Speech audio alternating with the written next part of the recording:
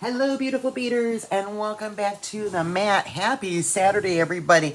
Boy, is it good to be back. And I am so glad and praise to the Lord that I can say, guess what, guys? It is a beautiful day in Southern California today.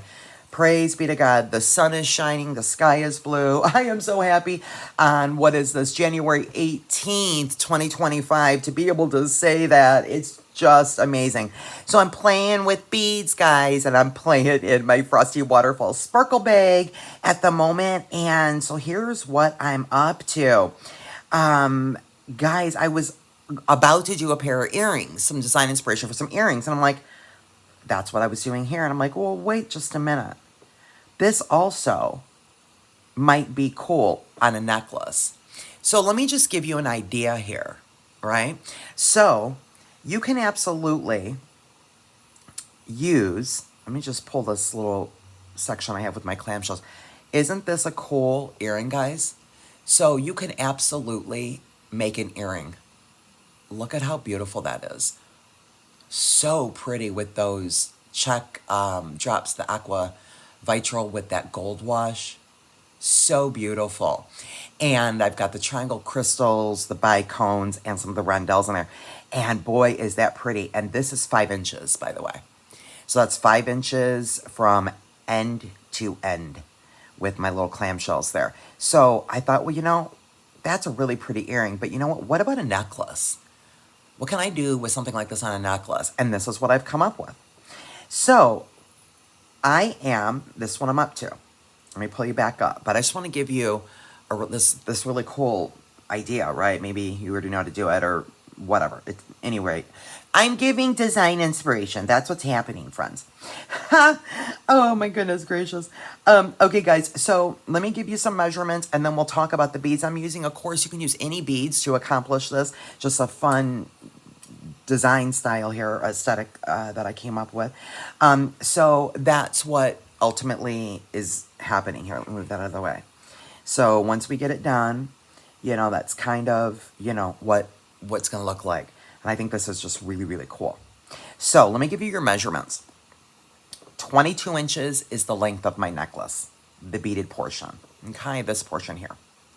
Okay, so that's 22 inches in total. What I did, though, was to start out, let's get that out of the way.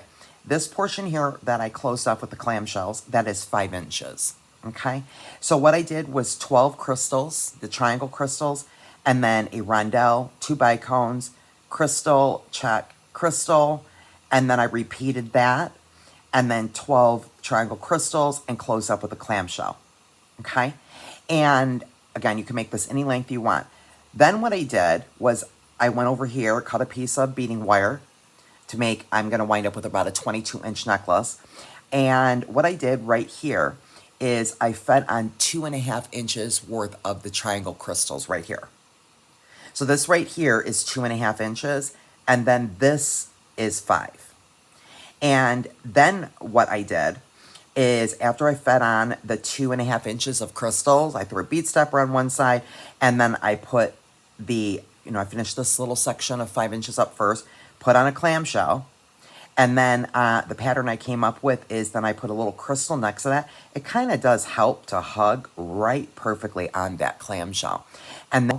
And then this is the pattern. Just some simple color blocking, but I think it looks really pretty. And again, with that, again, with the silver, but some of these gold wash beads, I just think the balance is really, really pretty.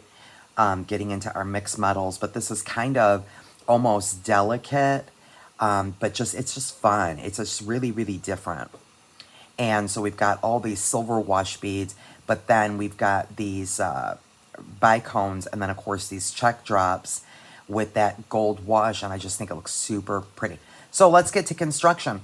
So what I did, I just told you what I did to start it. I've already finished this full side off.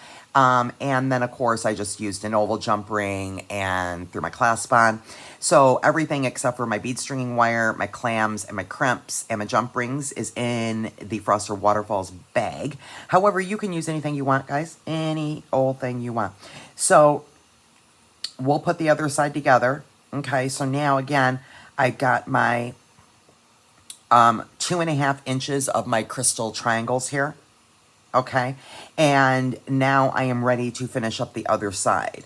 So what I'm gonna do here, now that I've got the 2.5 inches of the crystals, and again, you can, make this your own. I'm gonna now go ahead and feed on the clamshell. And I'll just repeat the pattern I have on the other side. Okay, so we've got that on now.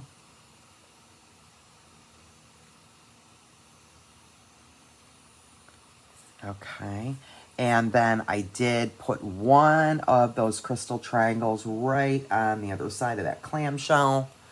And let me put it this way so you can see what I'm doing. And then I did my 10mm moonstone, and then one of my check bell beads here facing down, and that is in that cornflower blue and that white swirl. So cute, and they're all very different, super pretty check beads. And then we went with a 3mm rondelle, and then I've got 3 of these 6mm mats in indigo, which I love. They're so pretty. We've also got, notice, the mix here of the shine and the matte. Boy, it works, guys. It just works. I'm loving this bag. And then after that, we've got 3 of these 6mm. And then we'll do another one of the check. And then I think we put a rondelle in between that. Little teeny tots. I love these two, guys. Are you guys loving these? They have a really nice size hole. I really like those beads.